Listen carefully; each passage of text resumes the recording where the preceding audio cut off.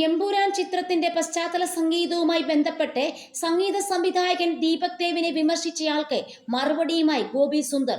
താൻ ഈണമിട്ട ചില ഹിറ്റ് സിനിമകളിലെ പശ്ചാത്തല സംഗീതത്തിന്റെ യൂട്യൂബ് ലിങ്കുകൾ ഗോപി സുന്ദർ സമൂഹ മാധ്യമങ്ങളിൽ പങ്കുവച്ചിരുന്നു. ഇതിന് താഴെ ദീപക് ദേവിന്റെയും ഗോപി സുന്ദറിന്റെയും പശ്ചാത്തല സംഗീതങ്ങൾ തമ്മിൽ താരതമ്യം ചെയ്ത് നിരവധി പേർ കമന്റുകളുമായി എത്തി. ദീപക് ദേവ് ഇങ്ങനെ വേണം സാധനം ഇറക്കി വിടാൻ, അല്ലാതെ കുറെ അലർച്ച മാത്രം പോരാ എന്നാണ് ഒരാൾ കുറിച്ചത്.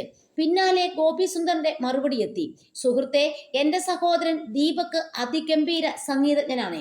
അദ്ദേഹത്തെ പോലൊരു പ്രതിഭയെ ഇങ്ങനെ വിലയിരുത്തരുത് എന്നാണ് ഗോപി സുന്ദറിന്റെ പ്രതികരണം. ഗോപി സുന്ദർ മലയാളത്തിലേക്ക് തിരിച്ചു വരണം എന്ന് അഭ്യർത്ഥിച്ച ഒരു ആരാധകന് അദ്ദേഹം മറുപടി നൽകിയത് ഇങ്ങനെയാണ്: പ്രിയരെ, എന്റെ സംഗീതത്തോട് നിങ്ങൾ കാണിക്കുന്ന സ്നേഹത്തിന് നന്ദി.